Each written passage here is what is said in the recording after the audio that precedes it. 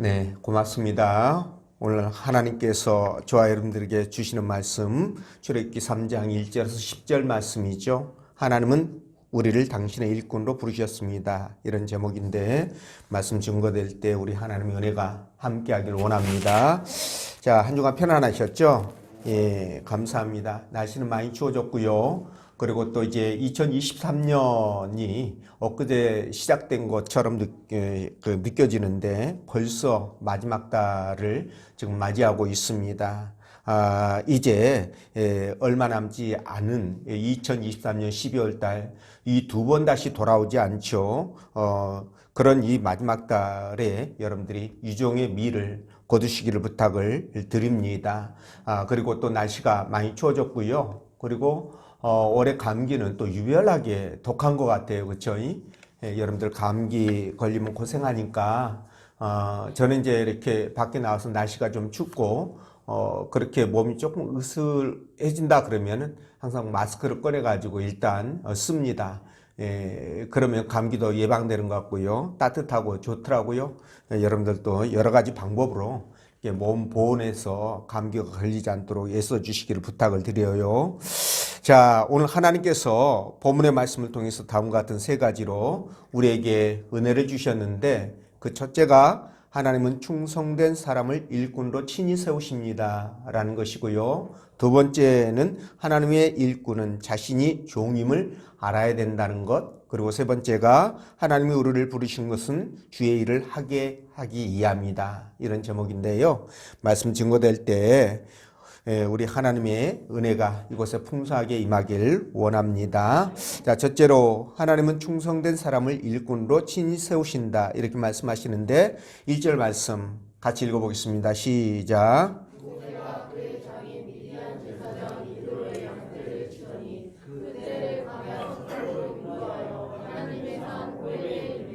아멘. 자, 모세가 애굽 사람을 죽이고 미디안 광야로 도망을 가서 거기서 결혼도 하고 아이도 낳고 일단 정착 생활을 하게 되죠. 그때 장인 이드로의 양을 치는 그런 목동 생활을 약 40년 동안을 합니다. 아마 이 시기가 모세에게는 굉장히 오목한 시기였을 것으로 그렇게 여겨지는데 그 시간 같은 시간대에 애굽에서는 바로 왕의 종살이를 하던 이스라엘 백성들이 이 바로 왕이 너무나 강한 핍박과 압박을 가하다 보니 더 이상 감당할 수가 없어서 이스라엘 백성들이 이제 이 출애굽기 2장 끝에 와서는 하나님께 부르짖어 기도하게 됩니다. 그리고 하나님이 저들의 기도를 들으시고 하신 말씀이 아브라함과 이삭과 야곱과 함께 언약했던 그 약속을 기억하사 저들을 구원하시기로 했다라는 말씀과 함께 그 구원을 구체적으로 실행에 옮기기 시작한다는 거죠. 자, 하나님은 백성들의 기도에 응답하기로 작정을 하셨고요. 그때 양을 치면서 살고 있던 이 모세를 서쪽으로 불러들여서 시내산에 드디어 이르게 합니다. 자, 모세는요, 가축들이 뜯는 이 풀들이 풍성하게 나 있는 곳을 따라서 갈 수밖에 없잖아요. 그렇죠? 그렇게 이동을 하다 보니까 그냥 자기 생각과는 다르게 시내산까지 오게 된 거예요. 이 거리가 상당히 멀거든요. 근데 이렇게 시내산까지 왔을 때 모세는 그냥 풀들을 따라서 오다 보니 시내산에 왔다 이렇게 생각했겠지만 사실은 하나님께서 어떻게 했을까요?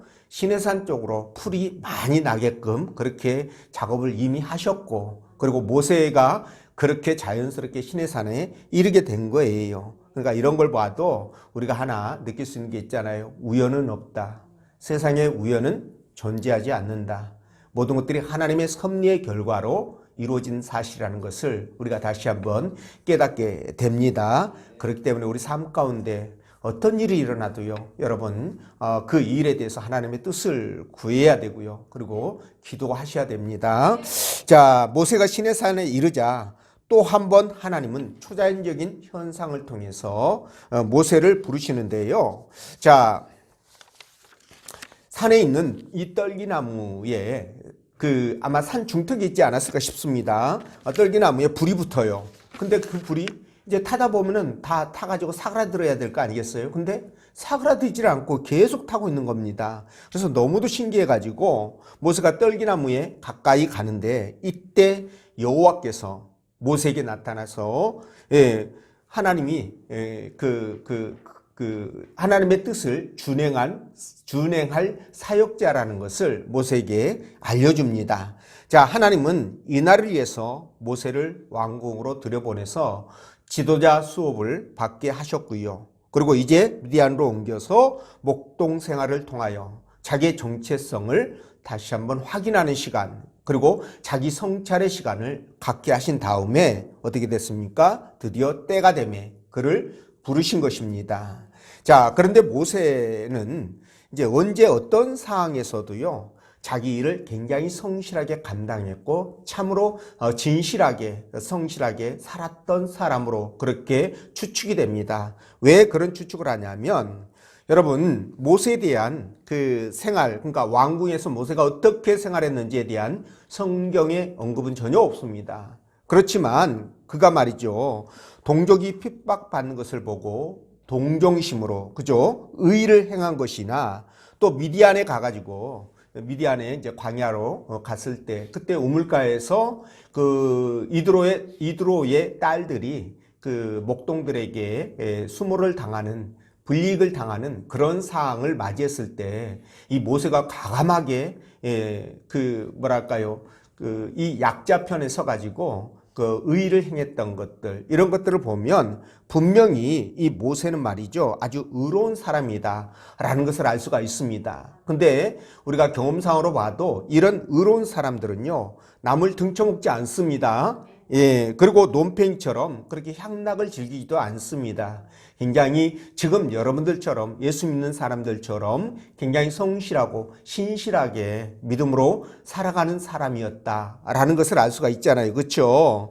그러니까 이런 성품을 갖고 있는 모세가 고센 땅으로 시찰하러 간 것도 아마 왕자로서 책임을 다하기 위한 최선을 다하기 위한 방법이었다라고 여겨지고요. 그리고 또 모세가 그 목초지를 따라서 그 먼 길을 마다하지 않고 시내산까지 그렇게 갔던 것도 그 양들에게 그 어떻게든지 좋은 풀을 먹여서 양들을 살찌게 하려고 하는, 그러니까 목동으로서 자기 일에 최선을 다해서 열심을 다하는 그런 모습을 우리에게 보여줬다는 거죠. 그런 성품이 아니라면 굳이 그렇게 멀리 시내산까지 그렇게 갔겠습니까? 근데 말이죠, 하나님은 모세의 이런 것들을 전부 다 지켜보고 계셨다는 거죠. 그리고 때가 되면 그를 당신의 일꾼으로 지금 불러 세우신 거예요. 자, 이 부분 굉장히 중요합니다. 여러분, 우리 속담에 안에서 새는 바가지 밖에서도 샌다 이런 말이 있죠. 그러니까 평소에 자기 앞가림도 못하는 사람이 어떻게 크고 중요한 일을 감당하겠느냐, 이런 뜻과도 같은 거예요. 다시 말하면 평소에 쉽고 간단한 일도 못하는 사람, 그게 크고 중요한 일도 못하는 사람이 어떻게 크고 중요한 일을 하겠느냐, 이런 의미겠습니다. 그러니까 이 부분에 대해서 성경은 뭐라고 말씀하고 있느냐, 누가복음 16장 10절에서 지극히 작은 것에 충성된 자는 큰 것에도 충성되고 지극히 작은 것에 불의한 자는 큰 것에도 불의하니라, 이렇게 말씀하거든요. 그러니까 하나님은 크든 작든 그 일이 폼나든 폼나지 않든 내가 이익이 되든 이익이 안 되든 간에 일단 맡겨진 일에 대해서는 크고 작은 것을 분별하지 말고 어떻게 하라? 최선을 다하라. 이게 신앙인의 삶의 모습이다, 이렇게 말씀하는 거예요. 그러니까 회사에서도 마찬가지입니다. 그래서 회사에서도 보면 여기 좀 또 회사를 경영하시는 분도 계시지만, 일할 때 눈가림으로 그냥 설렁설렁 일하는 사람이 있어요. 그죠? 그런 사람이 있고, 또 맡은 일에 최선을 다해서 열심히 누가 보든 안 보든 일하는 사람도 있습니다. 근데 여러분들이 만약 사장이라고 한다면 어떤 사람을 더 신임하고 승진을 시켜주겠습니까? 당연히 후자겠죠. 그렇습니다. 그러니까 사장은요, 자기를 직접 보지 않는다고 생각할지 그러니까 일한 사람은 사장이 나를 안 본다고 생각할지 모르겠지만, 그러나 사장은요, 그 모든 것에 대해서 다 보고를 받고 있고 업무는 물론이거니와 사람들까지 전부 다 속속들이 파악하고 평가를 한다는 거예요. 그래서 잘한 사람에게는 상을 주고 못한 사람에게는 어떻게 한다? 설렁설렁하는 사람에게는 책임을 묻는다. 이렇게 되는 거죠. 근데 이런 부분에 있어서 그러니까 충성된 일꾼과 게으른 일꾼에 대해서 그에 대한 상응하는 대가를 지불하는 것은 사람이든 하나님이든 다 똑같다라는 거예요.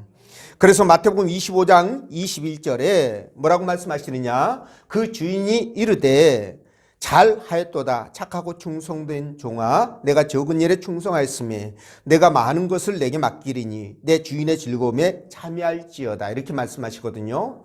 이어지는 말씀에서는 뭐라고 하시는 줄 아세요? 한 달란트 받은 자에게 악하고 게으른 종아 그쵸? 예, 네가 바깥 어두운 데서 슬피 울미 있을 것이다 이런 이제 그 말씀을 하시고 있는 것까지 빼앗기고 그죠? 예, 있는 것까지 빼앗길 것이라는 그런 말씀을 하십니다. 그러니까 이런 걸 볼 때 하나님은요 작은 일에 충성하고 헌신하는 사람 그러니까 그 일을 해야 된다고 했을 때 그게 마음에 안 들고 어렵고 힘들어도 묵묵히 그 일을 감당하는 사람 그런 사람에게 더 많은 것을 맡기고요. 그리고 주인의 즐거움에 함께 참여할 수 있는 그런 특권을 부여해 주신다라는 것입니다. 이해가 되시죠? 여러분 왜 그렇게 하실까? 하나님께서 왜 그렇게 하실까? 그 이유는 간단합니다. 왜냐하면 하나님은요 당신의 일꾼, 그러니까 당신의 일을 감당할 그 일꾼들을 뽑는 데 있어서 그분이 직접 면접하셔요. 면접하시고 뽑으시기 때문에 그 일꾼에 대하여 그 일하는 소의 입에 망을 씌우지 말라고 했던 것처럼 먹을 것을 제공하고 공급하는 것은 너무나 당연한 것입니다. 그렇지 않겠습니까, 여러분? 예, 그래서 그런 거예요. 예. 예, 오늘 하나님이 모세를 시내 산으로 불러서 거기서 당신의 백성들을 구원할 사명을 모세에게 주었지 않습니까? 그리고 모세에게 그 일을 감당하도록 능력도 함께 주십니다. 그러니까 이런 것을 봤을 때 하나님이 직접 모세를 선택하시고, 그죠? 그리고 그를 불러서 사명을 부여하는 것을 볼 수 있어요. 친히 하나님이 세우신 것입니다. 이해가 되시죠? 그래서 이런 것을 볼 때 우리가 하나님 앞에 사명을 받고 주의 일을 감당한다는 것, 이거 굉장히 중요한 의미가 있다. 이 부분을 우리가 알 수 있지 않겠습니까? 이 모세는요, 자기 스스로 내가 이스라엘 백성들을 구원하겠습니다. 나를 보내주시옵소서 이렇게 하지 않았습니다. 오직 하나님께서 선택했고, 그리고 그에게 소명을 주셨고, 그리고 그에게 백성들을 구원할 수 있도록 능력도 주셨다는 거예요.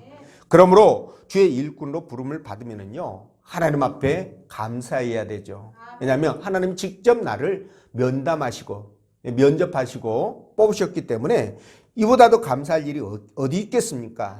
그래서 그런 사람들은요, 교회 안에서든, 그러니까 일꾼으로 픽업된 사람들은 교회 아니든 아니면 세상에 나가서든 간에 어떻게 해야 됩니까? 항상 겸손하게 그리고 최선을 다해서 맡은 바 그 일들을 감당해 가야 되는 거죠. 그래서 여러분, 예수 믿는 사람들은 이런 마인드를 갖고 있고 또 일을 할 때 그렇게 해야 되기 때문에 여러분들 그 예수 믿는 사람들은 어디 가든지 인정을 받아야 되고 칭찬을 받을 수밖에 없습니다. 근데도 불구하고 예수 믿는 사람들이 남의 일을 할 때 또는 교회에서 주의 일들을 감당할 때 설렁설렁 그냥 대충대충 해치우면 여러분 그 예수 믿는 사람의 그 자격이 안 된 겁니다. 그러니까 누가 보든 안 보든 맡은 바 일들에 대해서 최선을 다하는 거, 이게 신앙인의 모습이다. 이렇게 여러분들이 생각하시라는 거예요. 자, 그래서 우리가 신앙사라는 것 자체가 사실은 어떻게 보면 좀 고단할 수 있어요. 고단할 수 있는데, 근데 이게 일을 하는 과정 속에서 내가 이 일이 힘들다, 어렵다, 하기 싫다 이러면 정말 고단해져요. 진짜 고단해집니다. 그러나 그 일 자체를 하나님께서 나에게 맡기셨고 내가 이 일을 통해서 하나님의 영광을 드러낸다라고 생각하면 여러분 작은 일에도 우리가 감사할 수 있고요. 그리고 그 일에 대해서 최선을 다할 수 있는 것입니다. 그러니까 우리 믿음의 사람들은 그런 마인드를 가지시라는 거예요. 대충 이거 안 됩니다. 이건 세상 사람들이고 사단에게 잡혀있는 원수마귀에게 잡혀있는 사람들의 마인드, 이런 마인드로는 안 된다는 것 여러분 아시잖아요. 제가 여러분들에게 언젠가 얘기를 했을 겁니다. 여호와 증인들은 미국에서 이제 만들어진 종교 아닙니까? 근데 이 여호와 증인들이 원체 신용이 좋아가지고 은행에서 여호와 증인 신도라고 하면 보증도 세우지 않고 돈을 빌려줘 준다, 이런 얘기들이 있었습니다. 뭐 지금도 그런지는 모르겠지만 제가 옛날에 젊을 때 들었던 얘기예요. 그러니까 이런 부분들이 비록 그들이 이단이고 잘못된 신앙을 갖고 있지만 그들이 그 신앙 가운데서 자기들이 이렇게 해야 된다라는 생각을 그대로 드러내는 거죠. 실천하는 거죠. 이게 바로 여러분 우리가 본받아야 될 부분이에요. 2단이든 3단이든 우리가 본받아야 될 부분들은 본받아야 되는 겁니다.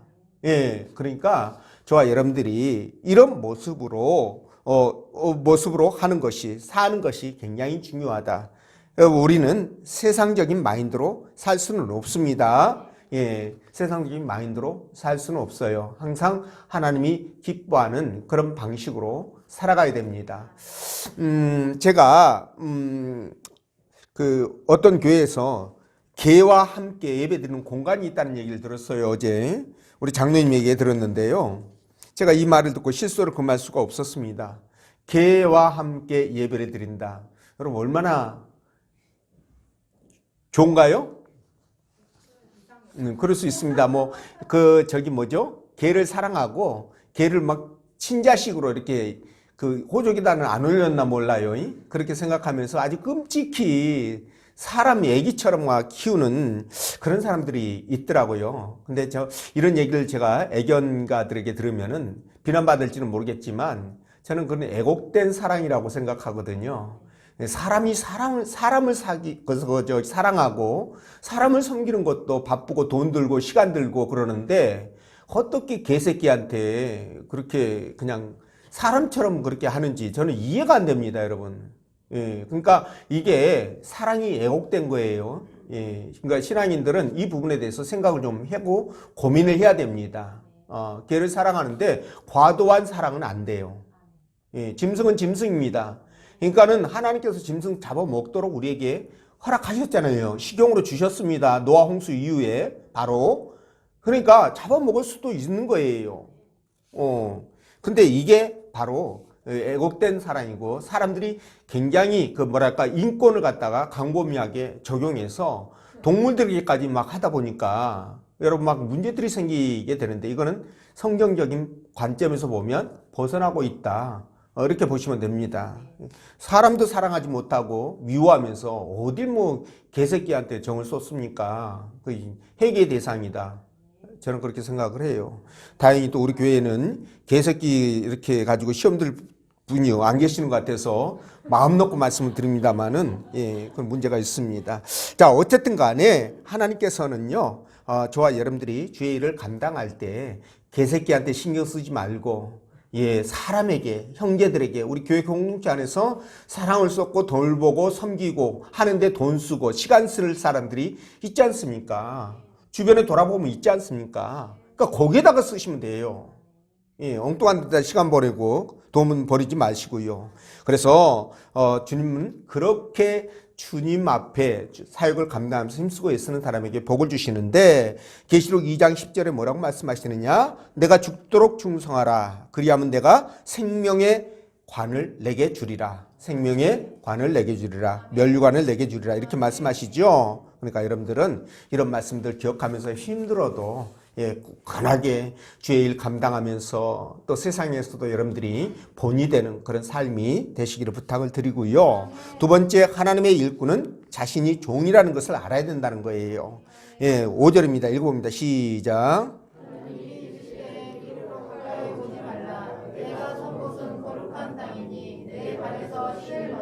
아멘. 자, 모세가 시내 산에서 떨기나무가 불에 타면서도 사라지지 않는 이상한 현상을 보고 가까이 다가가자 하나님께서 하신 말씀이 네가 쓴 곳은 거룩한 땅이니 네 발에서 신을 벗어라 이렇게 말씀하시죠. 자, 여러분 이 명령이 무슨 의미를 갖고 있을까요? 예, 그렇습니다. 모세에게 먼저 제 문제를 해결하라 이 말씀을 하시는 거예요. 예, 하나님이 이 명령을 통해서 모세에게 예, 당신이 어떤 분인지를 지금 알려주고 싶은 것입니다. 근데 여러분 하나님이 어떤 분입니까? 그분은 너무나 순결하시고 거룩하신 분이시잖아요. 그렇죠? 그러니까 죄와 함께 할 수 없는 분이에요. 그래서 모세가 하나님과 함께 하려면 어떻게 해야 됩니까? 먼저 죄의 문제를 해결해야 되겠지요. 예, 그래서 이렇게 그 신을 벗으라고 그랬는데 여러분 하나님은요 아무리 모세 같은 위대한 사역자라고 할지라도 하나님 말씀에 불순종하거나 죄의 문제를 해결하지 않으면 죽입니다. 그 예가 있어요. 여러분 모세가 하나님께 그 애굽에 있는 이스라엘 백성들을 구원할 사명을 받잖아요. 이 사명 어마어마하지 않습니까? 그래서 그 사명을 받고 애굽으로 내려가는 길에 하나님께서 갑자기 모세를 잡고 죽이려고 하십니다. 죽이려고 하는 일이 벌어졌어요. 그때 이 모세의 아내 십보라가 어떻게 합니까? 자기 아들을 잡아서 그 할례를 시켜요. 그리고 그 할례에서 이제 할례할 때 나오는 양피 있지 않습니까? 표피를 갖다가 모세에게 던집니다. 발 앞에 던집니다. 그러니까 하나님이 그때야 비로소 모세를 놔줘요. 죽이려고 했던 것을 놔주십니다. 이건 뭘 의미할까요, 여러분? 할례라는 것은 이스라엘 백성들이 하나님 나라 백성이라는 뜻이에요. 그게 그 징표거든요. 근데 난 지 8일 만에 반드시 할례를 해야 되는 이 할례를 하지 않은 거예요.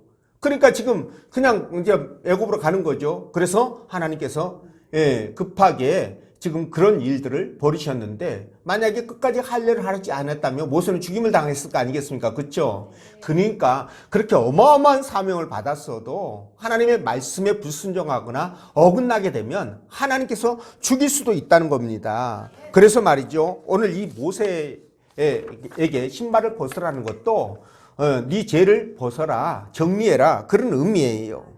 그러니까 이 신발이 바로 그런 불결한 것, 불순한 것들 다 밟고 다니는 거잖아요. 그러니까 신발을 벗어야죠.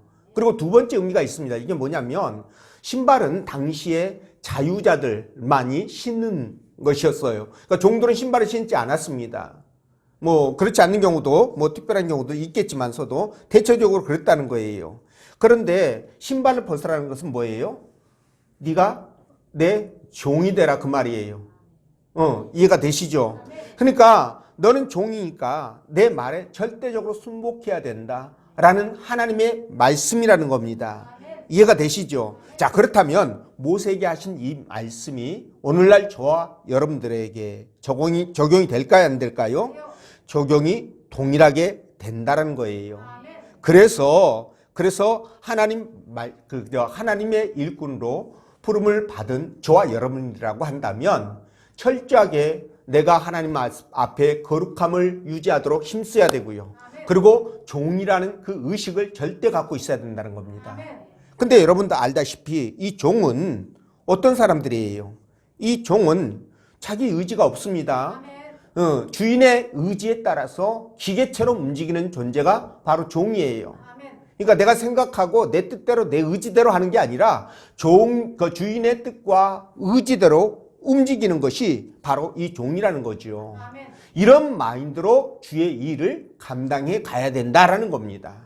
근데 실제적으로 여러분, 저와 여러분들이 신앙생활 하면서 이제 주의 일들을 감당하는 과정들이 있지 않습니까? 교회 공동체 안에서. 우리 교회는 이제 규모가 작다 보니까 그 일들이 많이 없는데 사실 큰 교회들은 일이 참 많습니다. 여러 기관들이나 구역이나 또는 소모임이나 이런 여러 곳에서 또 이렇게 복음도 전하고 봉사도 하고 헌신도 하고 여기저기 막 신방도 다니고 열심히 또 일들을 하는데요. 그런 과정 속에서 여러분들이 정말 그런 과정 속에서 리더의 어떤 리더의 인도에 따라서 여러분들이 온전하게 하는 사람들도 있고, 그렇지 않고 내 생각과 내 뜻대로 움직이는 사람이 있습니다.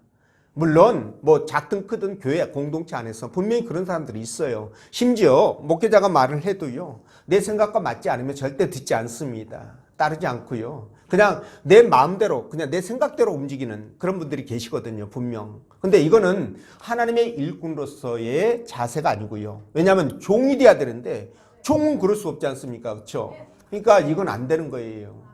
예, 그래서 절대적으로 종이라면 내 생각을 비우고 거기에 하나님 생각으로 채우는 거죠. 하나님이 기뻐한다고 한다면 내가 어떤 일도 할 수 있다라는 그런 마인드를 갖고 있어야 된다는 겁니다. 이게 신앙인의 모습이고 자세라는 거예요.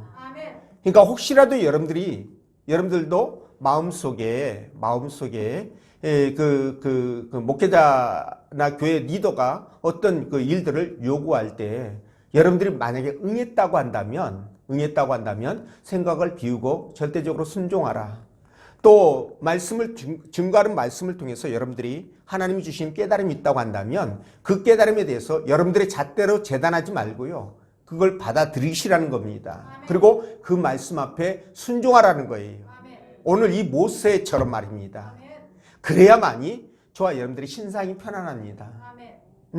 거기에다가 하나님이 그런 자기 백성에게 얼마나 이쁘게 생각하시고 복을 주시겠습니까? 그러니까 이 부분이 우리에게 필요하다라는 것을 말씀하고 있고요. 그리고 세 번째로 하나님이 우리를 부르신 것은 당신의 일을 하려 하심인데 10절 말씀 읽어보겠습니다. 시작. 이제 내가 너를 바로에게 보내어 너에게 내 백성 이스라엘 자손을 애굽에서 인도하여 내게 하리라. 아멘. 자, 여러분, 하나님께서 모세를 왜 부르셨습니까? 네, 그렇습니다. 애굽에 있는 이스라엘 백성들을 구원하라고 부르신 거예요. 그렇죠? 예, 그렇습니다. 다시 말해서 하나님이 모세에게 시키실 일이 있다 보니까 이 일을 이제 감당하라고 40년 동안 미디안 광야에서 목동 생활을 하게 한 다음 이제 때가 되매 그를 부르셔서 이스라엘 백성들을 사단의 나라인 애굽에서 구원하게 하기 위한 사명을 주신 거라는 거예요. 그죠? 자, 그렇다고 한다면 저와 여러분들을 왜 구원하셨을까요? 왜 부르셨을까요? 그렇습니다. 그게 정답이에요. 우리를 부르신 것은 할 일이 있기 때문에 부르신 거예요. 물론 우리를 부르신 것은 구원을 주시기 위함입니다. 예, 이건 너무 중요한 것이고 아주 기본적인 것이기 때문에 우리가 이 부분에 대해서는 별로 그렇게 언급하지 않습니다. 더 이상 언급할 필요가 없어요. 왜냐하면 이 구원의 문제는 마치 공기나 물과 햇빛이 없으면 우리가 한시도 살 수 없지 않습니까? 근데도 불구하고 우리가 이 공기나 물이나 햇빛에 시간을 투자하고 돈을 투자하고 막 신경 쓰고 그러지 않지 않습니까? 그와 마찬가지로 우리 구원도 그런 거예요. 하나님께서 우리를 구원하셨다면 일단 하나님 앞에 모든 것을 맡기고 이제 이 구원에 대해서는 더 이상 논하지 않는 겁니다. 그리고 구원받은 백성이 앞으로 어떻게 해야 될 것인가 이런 부분에 대해서 우리가 논하는 것이죠. 맞죠? 자, 그래서 우리 구원받은 백성들이 어떻게 해야 되는가? 바로 하나님께서 우리를 부르신 목적에 따라 하나님의 일을 이 땅에서 대신하는 거예요. 자, 하나님은 능력이 무한하시기 때문에 어떤 일도 다 가능합니다.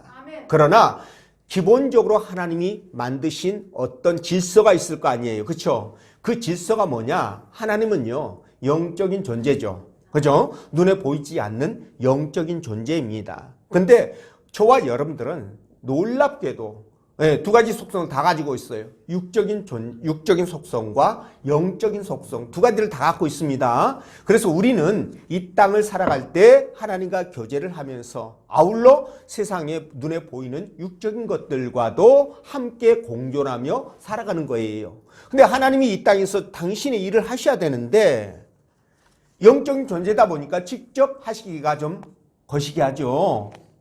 그러다 보니 일꾼이 필요할 거 아니에요. 대신 일해줄 사람. 그게 누구라고요? 바로 우리입니다. 우리. 저와 여러분들이에요. 이해가 되시죠? 그래서 저와 여러분들을 사용하셔서 당신의 경륜을, 이 세상을 향한 당신의 경륜을 이루어 가시는데 그게 바로 이스라엘 백성들 통해서 얘기하자면 사사고, 그게 바로 왕이고 또 선지자예요. 쉽게 말하면 그게 바로 오늘 이 모세고요. 그리고 사무엘이고 다윗이고 엘리야고 엘리사고, 그죠? 이사야고 에레미야예요. 이해가 되시죠? 그 외에 수많은 종들이 바로 하나님 앞에 부름받은 종들로서 그 일들을 감당했습니다. 근데 제가 이제 유명한 분들만 얘기를 했는데, 사실 여러분 이름도 없이 빛도 없이 주의 일꾼으로 부름받아서, 그죠? 예, 부름받아서 주의 사역을 감당하다가 쓰러져간 수많은 우리 믿음의 선배들이 있다는 것 여러분 기억하셔야 됩니다. 그게 초대교회 때는 얼마나 많았겠습니까, 여러분? 그죠? 그리고 2000년 기독교 역사가 흘러오면서 그 과정 속에서 그런 분들이 또 얼마나 많이 있었겠습니까?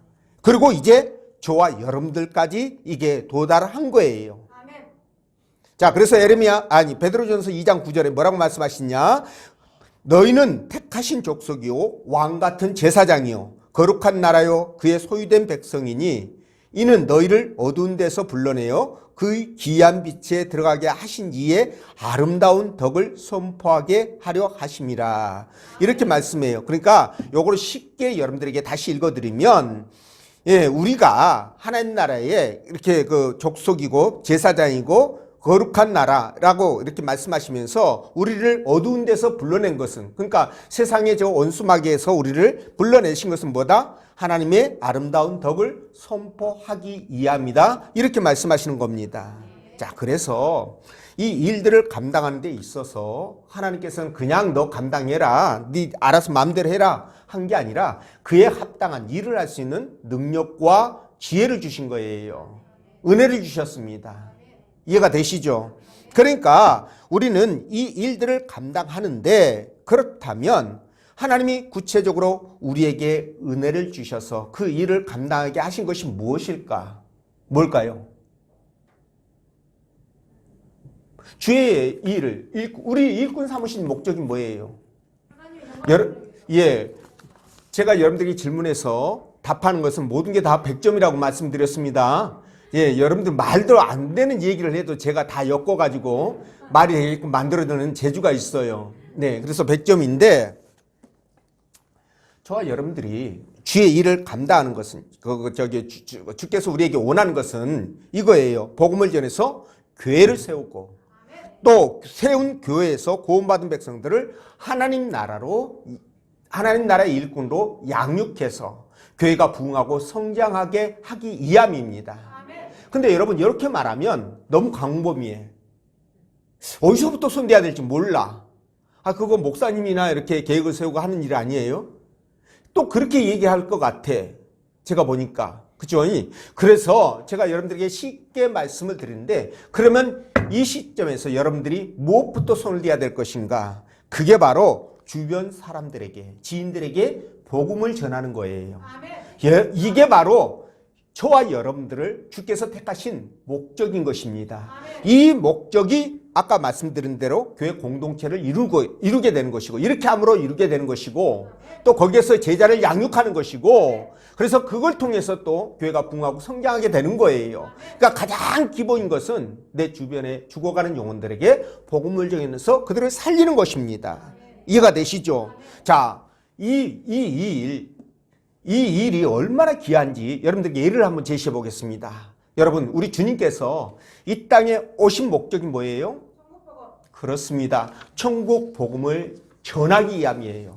여러분, 우리 예수님이 이 땅에 오셔서 하셨던 그 3년 동안의 모든 일들을 단 한 문장으로 딱 압축하면 뭐예요? 천국 복음을 어떻게 했다? 예, 천국 복음을 전했다라는 거예요. 이해가 되십니까? 자, 그리고 우리 주님이 마지막 그 3년 공생의 천국 복음을 전하시고 이 땅을 또 승천하실 때, 떠나가실 때 그분이 마지막 유언으로 우리에게 남겼던 말씀이 바로 마태복음 28장 18절에서 20절 말씀이에요. 거기서 뭐라고 말씀하십니까? 핵심을 요약해서 말씀드리면 땅끝까지 복음을 전해서 사람들에게 전해서 그들을 데려다가 제자 삼으라는 거 아니에요. 이게 뭡니까? 복음 전하는 겁니다. 그죠? 그러니까 이것이 바로 예수님께서 우리에게 말씀하셨다면 우리는 어떻게 해야 돼요? 의무적으로라도 예수 믿고 구원받은 백성이기 때문에 의무적으로 이 부분을 감당해 가야 됩니다. 이게 여러분 가장 큰 주의 일이에요. 이게 가장 큰 주의 일입니다. 물론 주의 일을 하면은 교회 나와서 뭐 청소하고 봉사하고 뭐 여러 가지 일들하고 이거 주의 일 맞습니다만은 가장 기본적이고 기초적이고 주님께서 명령하셨던 직접적인 그 주의 일은 바로 이 부분이라는 겁니다. 복음을 전해서 죽어가는 영혼을 살리는 것. 이해가 되시죠? 그렇게 할 때 우리 주님이 뭘 약속하셨느냐? 이것도 마태복음 28장 18절에서 20절까지 나오는 말씀인데 내가 세상 끝날 때까지 너와 항상 함께 할 것이다. 내가 너와 함께 할 것이라고 말씀하셨는데 거기에 무슨 자를 붙였다고요? 항상. 그러면 여러분 하루 24시간이죠. 24시간 동안 눈코 뜰 새 없이 주님께서 어떻게 하신다? 항상. 그러니까 우리와 함께 하겠다 그 뜻이에요. 여러분들이 주무실 때도 함께 하시고 밥 먹을 때도 함께 하시고 화장실 가서 응가할 때도 함께 하시고 화장실 어떤 분이 그러더라고. 화장실에서 응가할 때는 하나님이 함께 하지 않는 거 아니냐고 그래요. 더러운데 거기에 하나님 계실 수가 없지 않느냐 이런 말도 하더라고요. 근데 여러분들 그렇게 생각하지 마시고 응가할 때도 하나님이 함께 하신다. 이렇게 생각하시면 됩니다. 그러니까 이런 복을 주셨는데 여러분 이 땅에서 먹고 사는 거 여러분 고민하고 근심하게 하겠습니까? 전혀 그렇지 않습니다. 아까 말씀드렸잖아요. 그분이 일꾼으로 픽업하신 목적은 우리의 모든 것을 보장해 주시겠다라는 뜻이 거기에 들어있다고 말씀드렸지 않습니까? 그렇죠? 그러니까 여러분들은 걱정하지 마십시오. 정말 예수 그리스도를 믿고 하나님 나라 백성이 되었습니다. 그러면 여러분들이 이제 뭡니까? 그 백성으로서 마땅히 감당해야 될 일꾼으로서 감당해야 될 그 일들을 감당해 나갈 때 우리 주님이 항상 24시간 12시간 아니라 24시간 함께 하셔서 지키시고 보호하시고 인도하시기 때문에 또 때를 따라 풍성하게 필요한 것들을 공급해 주시기 때문에 우리는 어떻게 됩니까? 안심할 수 있어요. 걱정하지 않고 여러분 이 땅 살아갈 수가 있습니다. 여러분들이 그렇기 때문에 살아가면서 작은 일에 일일비하지 마십시오. 좋은 일 생기면 막 좋아서 막 펄쩍펄쩍 뛰고 조금 또 힘들고 어렵게 되면 막 그냥 코가 막 빠져가지고 그냥 80kg 지고 막 골고다 올라가고 그러지 말라는 거예요, 여러분. 아시겠죠? 그래서 이런 것에 연연하지 마시고 그냥 평정심을 이것도 이제 훈련이 필요합니다. 유지하면서 살아가는 그런 능력들이 필요합니다. 이해가 되시죠? 그래서 여러분 하나님은요 이런 모든 부분에 있어서 우리에게 얼마나 큰 은혜를 주신지 몰라요. 그분의 일을 생각할 때마다 감사함 뿐입니다. 그러니까 여러분들이 정말 하나님 나라의 일꾼으로 구원받고 픽업되어진 것에 대하여 날마다 감사하면서 기쁨으로 살아가시기를 주의 이름으로 축원드립니다.